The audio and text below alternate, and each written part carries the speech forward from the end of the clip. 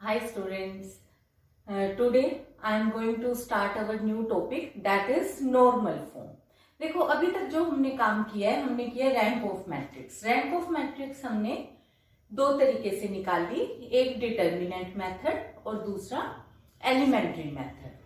अब elementary method में तुमने कोई रो ऑपरेशंस यूज करे, कुछ कॉलम ऑपरेशंस यूज करे, उसके बेस पे तुमने एक मैट्रिक्स फॉर्म करी, नॉन सिंगुलर मैट्रिक्स, जो सब मैट्रिक्स भी हो सकती थी और इटसेल्फ भी हो सकती थी, और उसके बेस पे हमने रैंक बताया। तो अब ये है कि अगर कोई भी एक नॉन सिंगुलर मैट्रिक्स है तो हम उसे आई आर की शेप में, आई एन की शेप में कन्वर्ट कर सकते हैं। मतलब क्या हुआ, I3 का मतलब हुआ 3x3 की मैट्रिक्स है, R/R की मैट्रिक्स है तो RIR कर सकते हैं, और N/N की मैट्रिक्स है तो NIN की मैट्रिक्स में I क्या है, आइडेंटिटी मैट्रिक्स।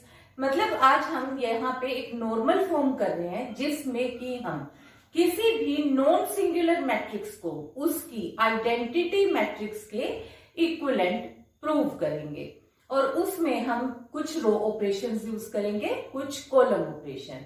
जैसे ये अपना फर्स्ट क्वेश्चन है, इसमें हमारे पास है ए एक मैट्रिक्स दी हुई है, हमने ये 3x3 की मैट्रिक्स ली है और ये हमने इसको I3 के इक्विवेलेंट प्रूव करना है। तो इसके लिए अब मैंने क्या किया, देखो यहाँ पे क्योंकि मुझे 1 1 और 1 चाहिए, बाकी सारी एंट्रीज 0 चाहिए, बस डायगोनल की जगह पे मुझे 1 चाहिए। तो इसलिए मैंने क्या किया, पहले फर्स्ट रो को एज इट इज रखा और फर्स्ट रो के दोनों जगह पे, नीचे वाली दोनों जगह पे 0 बनाया। यहाँ ऑलरेडी क्योंकि 0 है तो मुझे इसको 0 बनाना है। यहाँ पे 0 बनाने के लिए मुझे क्या करना पड़ेगा, दूसरी रो, सेकंड रो मैंने यूज करी। देखो सेकंड रो में 2 से मल्टीप्लाई करके फर्स्ट रो को सब्ट्रैक्ट कर दिया, R2 माइनस 2R1 ऑपरेट कर दिया। एलिमेंट्री ट्रांसफॉर्मेशन लगाने से मेरे पास ये कुछ इस तरीके का रिजल्ट आ गया। थर्ड रो मैंने एज इट इज लिख ली। अब देखो क्योंकि यहाँ 2 जगह 0 आ गई, अब मुझे यहाँ पे 2 जगह 0 बनानी है, तो इसलिए अब मैंने कॉलम ऑपरेशन लगाया। तो मैंने क्या किया, सेकंड कॉलम में से 2 से मल्टीप्लाई करके फर्स्ट कॉलम को सब्ट्रैक्ट कर दिया। देखो सेकंड कॉलम को ऑपरेट किया, second column -2 times C1। Similarly third column को ऑपरेट किया, C3 -3C1 ऑपरेट करके। ये तुम्हें काम आता है। और उसके बेस पे मैंने यहाँ पे भी 0 बना ली। अब यहाँ पे भी 0 बन गई। अब मुझे यहाँ पे +1 चाहिए, तो इसके लिए मैंने क्या किया, सेकंड रो को, कॉलम को भी कर सकते थे, सेकंड रो को माइनस से मल्टीप्लाई कर दिया। तो इससे मेरे पास ये यहाँ पे +1 आ गया। अब मुझे इसके नीचे यहाँ 0 चाहिए, तो अब मैंने पहले रो ऑपरेशन यूज किया, क्योंकि थर्ड रो को ऑपरेट करना है, तो मैंने R3 माइनस R2 करके यहाँ पे भी 0 बना लिया, और उसके अकॉर्डिंग ये भी एंट्री चेंज हुई, जो भी वैल्यू आएगी वो हमने यहाँ लिख ली। अब मुझे यहाँ पे 0 चाहिए, तो इसके लिए मैंने अब कॉलम 3 को ऑपरेट किया। कॉलम 3 को किस तरीके से ऑपरेट किया, -6C2 करके, तो यहाँ पे भी 0 बन गया। अब देखो मुझे यहाँ पे बस अब +1 चाहिए, तो उसके लिए अब मुझे और कोई ऑपरेशन की तो जरूरत नहीं है। मैंने क्या किया, थर्ड रो को -1/4 से मल्टीप्लाई कर दिया। इससे ये मेरे पास एक आइडेंटिटी मैट्रिक्स बन गई 3x3 की। तो ये जो नॉर्मल फॉर्म थी, ये हमारे पास 3x3 की मैट्रिक्स को हमने I3 में कन्वर्ट कर दिया। Now next question is this, that if A is equal to 3x3 matrix, then find P and Q matrix such that PAQ is in its normal form, and also find out the rank of A matrix। अब देखो इसमें क्या चीज है कि PAQ, अब यहाँ पे क्या है, लास्ट क्वेश्चन में हमने एक नॉर्मल फॉर्म बनाई। नॉर्मल फॉर्म में हमने कुछ रो ऑपरेशंस यूज करे, कुछ कॉलम ऑपरेशन यूज करे, लिख दिए साइड में और क्वेश्चन सोल्व कर दिया। इस बार हमारे को किस तरीके से क्वेश्चन अटेम्प्ट करना है, बात वही है जैसे हमने लास्ट क्वेश्चन में किया। पर इस बार हमने ए मैट्रिक्स, जो ये ए मैट्रिक्स दी हुई है, इसको कुछ इस तरीके से लिखा, क्योंकि देखो पी क्या शेप के लिए, पी ए क्यू। तो मैंने क्या किया, मैंने यहां पे भी ए मैट्रिक्स को आइडेंटिटी ए इंटू आइडेंटिटी मैट्रिक्स की शेप में लिख लिया। तो यहाँ पे ये ए मैट्रिक्स हो गई, ये मैंने 3x3 की, क्योंकि मैट्रिक्स 3x3 की है, तो मैंने यहाँ पे भी 3x3 की आइडेंटिटी मैट्रिक्स, यहाँ पे भी 3x3 की आइडेंटिटी मैट्रिक्स लिख ली। इसके बाद अब हमें करना क्या है, देखो तुमने अब इस मैट्रिक्स को आइडेंटिटी मैट्रिक्स बनाने की कोशिश करनी है, क्योंकि नॉर्मल फॉर्म है तो आइडेंटिटी मैट्रिक्स बनाओगे। अब तुम जब भी आइडेंटिटी मैट्रिक्स बनाओगे तो अब तुम्हारी मर्जी है कि चाहे तुम पहले कॉलम ऑपरेशन यूज करो, चाहे रो ऑपरेशन यूज करो, चाहे किसी भी रो को पहले 0 बनाओ, किसी भी कॉलम को 0 बनाओ, बस तुम्हें आइडेंटिटी मैट्रिक्स बनानी है।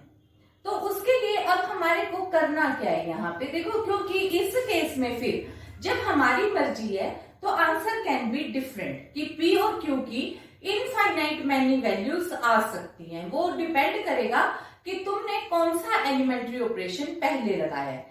तो इसलिए हो सकता है कि कई बार आंसर मैच ना करे, इसीलिए मैंने भी बुक से अलग ऑपरेशंस यूज करे हैं, ताकि तुम्हारे को एक बार आइडिया हो जाए। अब देखो जब हमने यहाँ पे मैट्रिक्स यूज करी है, हमने ऑपरेशन यूज करे एलिमेंट्री ट्रांसफॉर्मेशन, तो सबसे पहले मैंने क्या किया कि जो भी मैं रो ऑपरेशन यूज करूंगी, जो भी इसके ऊपर रो ऑपरेशन लगाऊंगी, वही सेम रो ऑपरेशन मुझे यहाँ पे ए के लेफ्ट में लगाना पड़ेगा, और जो भी इस मैट्रिक्स पे कॉलम ऑपरेशन लगाऊंगी वो राइट में कॉलम ऑपरेशन आइडेंटिटी मैट्रिक्स इधर वाली पे मुझे अप्लाई करना पड़ेगा।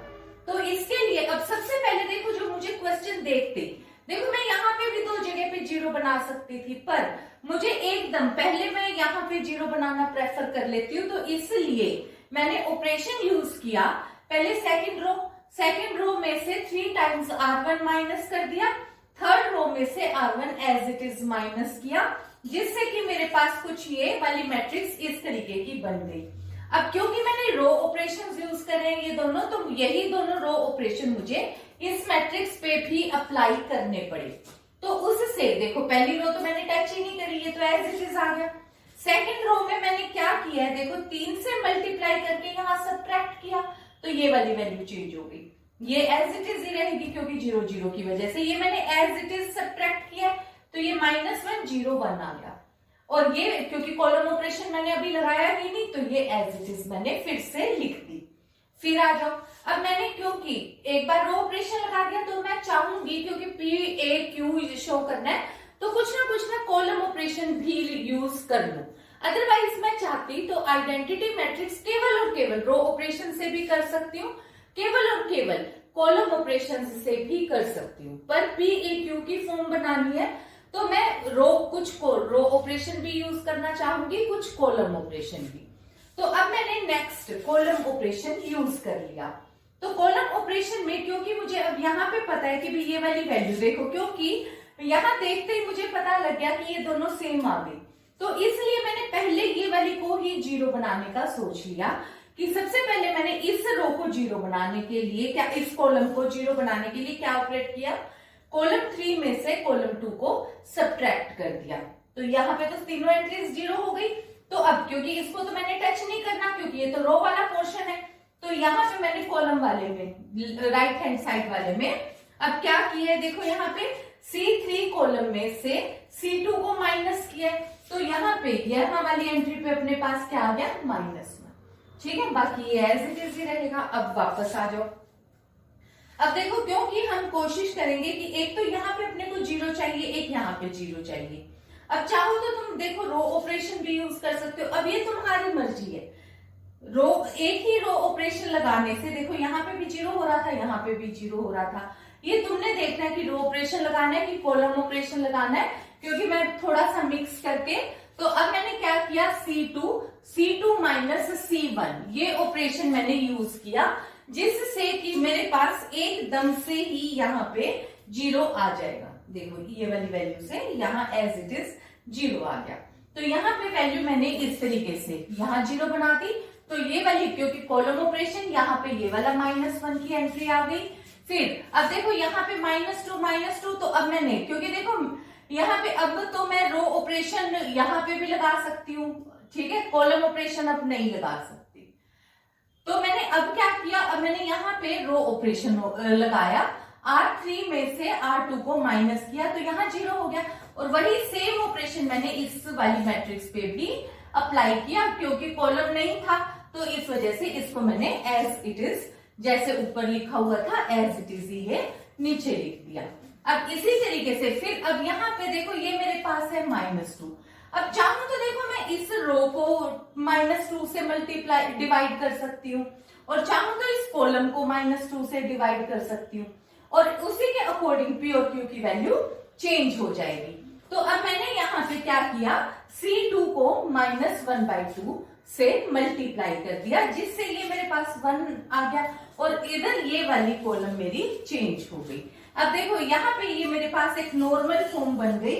नॉर्मल फॉर्म जो मेरे पास अब ये बनी है, ये क्या चीज हो गई, ये मेरे पास हो गया I2 मैट्रिक्स 0 0 0, ये वाली शेप मेरे पास बन गई। इससे मुझे पता चल गया कि रैंक ऑफ मैट्रिक्स ए भी मुझे पता चल गया कि इसका 2 आया, ठीक है। रैंक ऑफ मैट्रिक्स भी मेरे पास 2 आया, और ये मेरे पास P मैट्रिक्स है, और ये मेरे पास Q मैट्रिक्स है, और ये मेरे पास P A Q की शेप है, और P और Q कैन बी डिफरेंट। मतलब क्या है कि आंसर इज नॉट यूनिक, तो हो सकता है कि बुक से तुम्हारा आंसर मैच ना करे। Now we are taking one more example. This example is of type 3/4। तो इस वाली क्वेश्चन में भी हमारे को क्या बताना है, PAQ फॉर्म ही बतानी है, और such that A is normal. तो इसके लिए अब हमने, क्योंकि देखो पहले हमने 3/3 की ली थी मैट्रिक्स, तो उस केस में तुमने लेफ्ट भी और राइट भी दोनों तरफ 3/3 की आइडेंटिटी मैट्रिक्स मल्टीप्लाई कर दी। ये वाली एग्जांपल हम इसीलिए ले रहे हैं कि अगर तुम्हारे पास अगर 3 स्क्वायर टाइप मैट्रिक्स ना हो, रेक्टेंगुलर हो, तब तुमने कैसे ऑपरेट करना है। तो उसमें देखो अब ए मैट्रिक्स कितने टाइप की है, 3/4।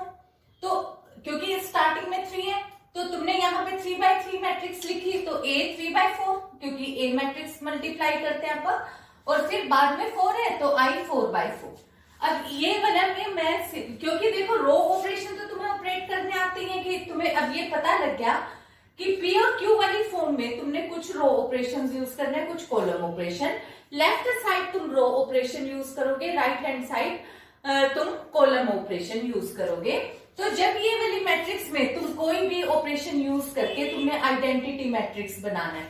अब ये जो एलिमेंट्री ऑपरेशन तुम्हारी मर्जी है कि पहले तुम रो ऑपरेशन यूज करते हो या कॉलम ऑपरेशन यूज करते हो। तो क्योंकि मैंने तुम्हारे को शो करना है, तो मैं सारा क्वेश्चन नहीं सॉल्व कर रही, मैं जस्ट तुम्हारे को, क्योंकि P और Q की वैल्यू डिफरेंट हो सकती है जब हम ऑपरेट करते हैं, तो यहाँ पे मैं तुम्हें पहले कॉलम ऑपरेशन लगा के दिखा रही हूँ। तो मैंने कॉलम ऑपरेशन यूज करा, तो देखो क्योंकि 4/4 की वजह से मैंने कॉलम का यूज किया है रिजल्ट। तो तुमने करना क्या है, यहाँ 0 बनानी है, यहाँ 0 और यहाँ 0। तो ऑब्वियसली तुम्हारे को पता चल गया कि C2 में C1 ऐड करना है, C3 में 2 टाइम C1 को सब्ट्रैक्ट करना है, और C4 में फिर से C1 को ऐड करना है। यहां तो मैंने ये ऑपरेट कर दिया, तो जो भी रिजल्ट अप्लाई होता था वो इस कॉलम को इधर इधर इधर यूज कर दिया। फिर रो वाला एज इट इज लिखा मैंने, क्योंकि रो मैंने ऑपरेशन नहीं यूज किया। फिर मैंने ए को एज इट इज लिखा, और इधर मैंने चेंज कर दिया। अब यहाँ पे देखो बेशक से एंट्रीज 4/4 की है, मुझे तो उसी तरीके से यूज करना है। यहाँ पे भी 4 है, तो यहाँ और यहाँ पे भी 4 एंट्रीज है, तो मैंने यहाँ पे ऑपरेट किया। तो ये पहले में मैंने 1 ऐड करा था, तो देखो यहाँ पे C2 में C1 ऐड किया था, तो यही ऑपरेशन मैंने यहाँ लगा दिया। फिर मैंने यहाँ पे क्या किया है कि 2 माइनस करके, तो यहाँ पे -2 आ गया, तो यहाँ पे वैल्यू हो गई 1 -2। और फिर अगेन, क्योंकि फिर मैंने C4 में फिर से C1 को ऐड किया, तो यहाँ पे +1 आ गया, और बाकी एंट्रीज सारी एज इट इज रह गई। अब इसी तरीके से एक सीरीज ऑफ एलिमेंट्री ट्रांसफॉर्मेशंस तुम यूज करोगे। उन ट्रांसफॉर्मेशंस को यूज करने के बाद जो तुम्हारा लास्ट रिजल्ट आएगा वो कुछ इस तरीके का आएगा, क्योंकि जो रैंक ऑफ मैट्रिक्स है वो चेंज नहीं हो सकती। चाहे तुम ऑपरेशन लेफ्ट लगाओ, मतलब केवल रो ऑपरेशन लगाओ, केवल कॉलम ऑपरेशन लगाओ, जैसे मर्जी लगाओ, रैंक ऑफ मैट्रिक्स चेंज नहीं हो सकता। तो जो रैंक ऑफ मैट्रिक्स चेंज नहीं हो सकता तो आइडेंटिटी मैट्रिक्स जो बनेगी नॉर्मल फॉर्म, अगर रैंक 2 है तो 2 का I2 का बनेगा, 3 है तो 3 का बनेगा, I3 का बनेगा। तो यहाँ पे मैक्सिमम 3 का ही बन सकता है, क्योंकि 3/4 है। तुम्हें ये भी आइडिया है कि मैक्सिमम रैंक 3 ही हो सकता है। तो जब हमने इसको शिफ्ट किया बाकी ट्रांसफॉर्मेशंस लगा के, तो लास्ट रिजल्ट कुछ इस तरीके का बन जाएगा। और ये हमारे पास यहाँ पे जो चेंजेस आएंगे उस मैट्रिक्स को हमने P नाम दे दिया, ये A हो गया, ये हमारे पास Q हो गया। और इसको हम इस तरीके से रिप्रेजेंट कर सकते हैं, देखो ये हो गया I3 और G। तो ये हमारे पास एक नॉर्मल फॉर्म है। Now we are doing article work. देखो पहले हम न्यूमेरिकल इसलिए करते हैं कि उससे तुम्हारे को समझ आ जाए कि एक्चुअली में हम आर्टिकल के अंदर कर क्या रहे हैं। इसी तरीके से जैसे पहले हमने rank of matrix determinant method किया, उसके बाद आर्टिकल किए, एलिमेंट्री वाले भी अभी हम आर्टिकल करेंगे। और ये अपने पास सब है नॉर्मल फॉर्म वाले आर्टिकल। तो इस आर्टिकल में हमारे पास है क्या, देखो ये आर्टिकल है, every non zero matrix of rank R can be reduced to form IR000 by using a sequence of elementary transformation matrix। जैसे पहले तुमने P1 मैट्रिक्स PAQ की फॉर्म में बनाया, तो P क्या था, एक रो मैट्रिक्स की सीक्वेंस है, और Q क्या है, एक कॉलम मैट्रिक्स की सीक्वेंस है। इसे और हम बार बार करते जाएंगे। तो इसमें अपने पास अब है क्या प्रूफ में, कि हमने कंसीडर किया कि A कोई एक मैट्रिक्स है ऑफ टाइप AIJ। मैट्रिक्स को लिखने का ढंग है B a non zero matrix. अब ये क्योंकि हमने नॉन जीरो मैट्रिक्स ली है और हमने इसका रैंक R कंसीडर किया है। देखो नॉन जीरो मैट्रिक्स है, तो मैं तुम्हारे को जस्ट एक बार इसलिए बता रही हूँ कि इस लैंग्वेज को तुम समझ सको। नॉन जीरो मैट्रिक्स है तो हमने कहा कि कम से कम एक एंट्री तो इसकी नॉन जीरो होगी ही होगी। वो एंट्री कौन सी नॉन जीरो है हमें नहीं पता। तो देखो ये नहीं है कि केवल इस मैट्रिक्स में सिर्फ एक ही नॉन जीरो है, ये मैं फॉर एग्जाम्पल तुम्हारे को लेके बता रही हूं। तो हमने यहाँ पे क्या किया कि सपोज कोई भी एक मैट्रिक्स है, उसमें ये वाली कोई एंट्री नॉन जीरो है। A एक मैट्रिक्स है, let Aij is equal to K which is not equal to 0। तो अब यहाँ पे operating R1i and C1j we obtain a matrix B such that B11 is equal to K and which is not equal to 0। तो हो सकता है तुम्हारे को इस लाइन का मतलब ऐसे ना समझ आया हो, तो इसलिए मैंने तुम्हारे को यहाँ पे एग्जाम्पल लेके बताया कि जैसे ये कोई AIJ कोई एंट्री थी, हमने इसको ऑपरेट किया। मैंने इसको यहाँ पे पहले फर्स्ट रो पे और कॉलम में भी फर्स्ट पोजीशन पे लेकर जाना है। तो सबसे पहले तो मैंने ये देखो इसको इक्विवेलेंटली पहले मैंने क्या किया, इसको रो को इंटरचेंज कर दिया। मैंने इसको पहली रो पे ले गई मैं, तो इस रो को मैं ले गई तो यहाँ पे 0 2 0 0 0 बाकी एंट्रीज एज इट इज, ठीक है, ये हो गया। फिर अब मैंने कॉलम को ऑपरेट कर दिया, तो C1 की जगह पे ले आई, जो सी भी पोजीशन थी J वाले के अकॉर्डिंग वहां पे, क्योंकि मैंने वैसे ही 3/3 में लिखी है, पर अदरवाइज मुझे नहीं पता कौन सी मैट्रिक्स है, तो ये मैंने वैसे ही एक जस्ट एग्जांपल ले ली। तो वहां पे हमने इसको क्या किया, इस पोजीशन को भी यहाँ पे इंटरचेंज कर दिया। इंटरचेंज करके यहाँ पे ये वाली वैल्यूज कॉलम के अकॉर्डिंग, देखो ये पहले रो के ऑपरेट कर दिया, फिर ये कॉलम के अकॉर्डिंग ऑपरेट कर दिया, और फिर यहाँ पे ये वाली फर्स्ट एंट्री पहले A मैट्रिक्स थी, अब नई जो मैट्रिक्स बनी है इतने ऑपरेशंस के बाद, उस मैट्रिक्स को हमने नाम दे दिया B मैट्रिक्स। और वो B मैट्रिक्स देखो अब हमने यहाँ पे क्या लिखा है कि obtain a matrix B such that B11 is equal to K which is not equal to 0। देखो जो ये 2 एंट्री यहाँ पे थी पहले AIJ की जगह पे, वो अब B11 की जगह पे हमने पहुंचा दी, ये B11 की जगह पे वही सेम एंट्री 2 हमने पहुंचा दी। अब देखो फिर इसके बाद हमने क्या किया, क्योंकि हमें आइडेंटिटी मैट्रिक्स बनानी है, तो हमने जो ये फर्स्ट रो का फर्स्ट रो में एलिमेंट है पहला, तो उसको हमने जो भी k वैल्यू है उससे डिवाइड कर दिया, तो वहां क्या बन जाएगा 1, और एक नई मैट्रिक्स C बन गई, और वो C11, देखो यहाँ पे 2 था, तो मैंने क्या किया, इस वाली रो को 2 से डिवाइड किया, और यहाँ पे मेरे पास क्या हो गया 1 0 0, तो यहाँ पे मेरे पास आइडेंटिटी मैट्रिक्स आ गई। अब देखो यहाँ पे ये कोई जरूरी नहीं कि बाकी एंट्रीज 0 होंगी, ये उसी के अकॉर्डिंग चेंज हो जाएगा, ये हमने जस्ट एक एग्जांपल ली थी। अब आगे आ जाओ। अब नेक्स्ट हमारे पास क्या है, सब्ट्रैक्टिंग सुटेबल। देखो अब हमारे पास यहाँ पे कुछ भी एंट्रीज हो सकती थी, यहाँ पे 3 4 5 7 8, ठीक है, कुछ भी एंट्रीज हो सकती थी। तो अब हम क्या करेंगे, बिल्कुल जो यहाँ बना गया इसके करस्पॉन्ड इधर कॉलम ऑपरेशन लगा के जीरोस बना देंगे, इसके करस्पॉन्ड यहाँ पे हम 0 बना देंगे। तो वो हमने अब यहाँ पे वैल्यू लिखी है, subtracting suitable multiples of first row from the other rows we obtain the zeros in the reminder of first column. तो यहाँ पे हमने क्या किया कि जैसे हमने फर्स्ट रो को माइनस किया एक सुटेबल मल्टीपल के साथ, और यहाँ जीरोस बना दी। इसी तरीके से subtracting suitable multiples of first column from the other columns we obtain, तो हमने यहाँ पे जीरोस बना दी, ठीक है। इस तरीके से हमने इसको लिख दिया। अब इससे हमारे पास मैट्रिक्स क्या बन गई, यहाँ पे 1, बाकी इधर भी सारी एंट्रीज 0, इधर भी सारी एंट्रीज, और जो यहाँ पे बाकी मैट्रिक्स बची है, जो ये मैट्रिक्स बची है, इस मैट्रिक्स को हमने A1 नाम दे दिया। तो ये वाली वैल्यू हमने A1 नाम दे दिया। अब या तो ये A1 0 है या 0 नहीं है। अगर ये 0 है फिर तो मेरा काम सॉल्व ही हो गया, क्योंकि मुझे यही IR 0 0 0 फॉर्म बतानी थी। अगर ये अभी भी 0 नहीं है, क्योंकि इसका रैंक तो आ रहा है, तो यहाँ पे फिर मैं इस वाली मैट्रिक्स को दोबारा से ए मैट्रिक्स की तरीके से ही डील करूंगी, जैसे मैंने अब मैं इस ए मैट्रिक्स A1 मैट्रिक्स को बिल्कुल ऊपर जैसे ए मैट्रिक्स को डील करा था उसी तरीके से यहाँ पे सारी एंट्रीज 0, यहाँ पे सारी एंट्रीज 0, और यहाँ पे 1 बना लूंगी, ऐसे ऑपरेट करती जाऊंगी।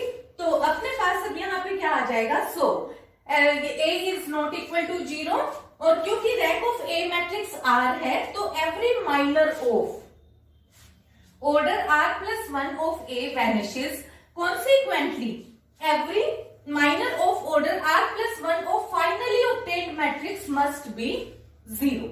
क्योंकि अपने को पता है कि रैंक ऑफ मैट्रिक्स अनअल्टर्ड रहता है, वो चेंज नहीं हो सकता। रो ट्रांसफॉर्मेशन लगाओ, कॉलम ट्रांसफॉर्मेशन लगाओ, कोई भी ट्रांसफॉर्मेशन लगाओ, ये हम कर चुके हैं। तो इसमें अपने पास यहाँ पे फिर वैल्यू क्या है कि rank of finally obtained matrix is also R as elementary transformation does not alter the rank। तो इससे अपने पास क्या चीज होगा, एक जो आइडेंटिटी मैट्रिक्स है वो किस शेप की बचेगी, IR, और बाकी सारे माइनर्स हमारे पास 0 हो जाएंगे। Now we have completed the article in which we have shown that we can change a matrix A into form PAQ in the normal form।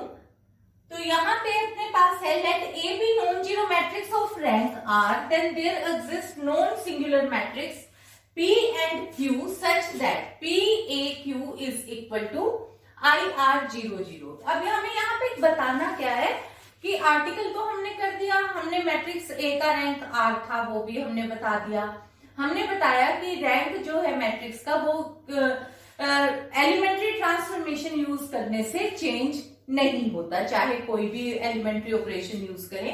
अब हमें यहाँ ये बताना है कि P और Q जो मैट्रिक्स हैं ये सारी की सारी नॉन सिंगुलर हैं। तो ये वाली वैल्यू हम कैसे बता रहे हैं कि A एक नॉन सिंगुलर मैट्रिक्स है, तो यहाँ पे it can be reduced to, तो यहाँ हमने क्या किया, अभी अभी आर्टिकल किया, तो हमने उसे IR 0 0 की शेप में चेंज कर दिया।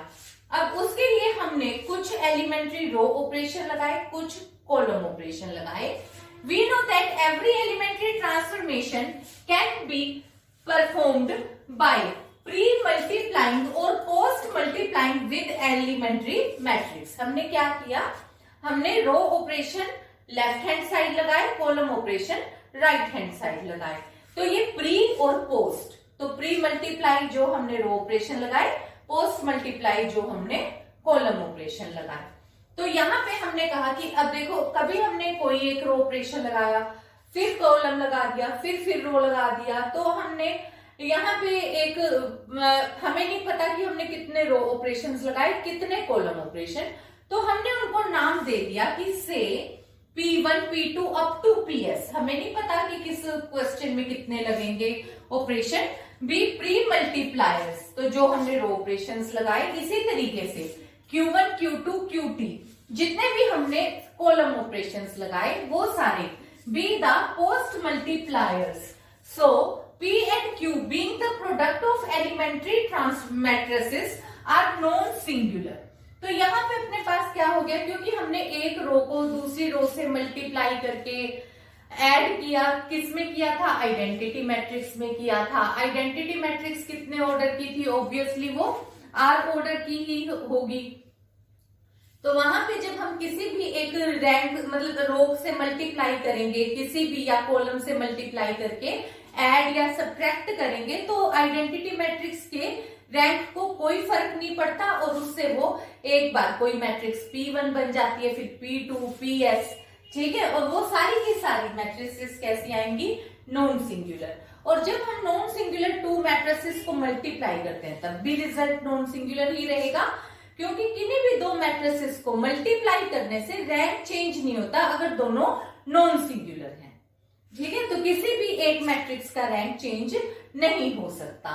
तो यहाँ पे अपने पास है P and Q being the product of elementary matrices are non-singular as each elementary matrices is non-singular। तो इसका मतलब हमारे पास क्या आया कि जो ये P A Q आई है इस फॉर्म में, तो वहां पे P and Q क्या मैट्रिसेस है, वो दोनों हमारे पास नॉन सिंगुलर है।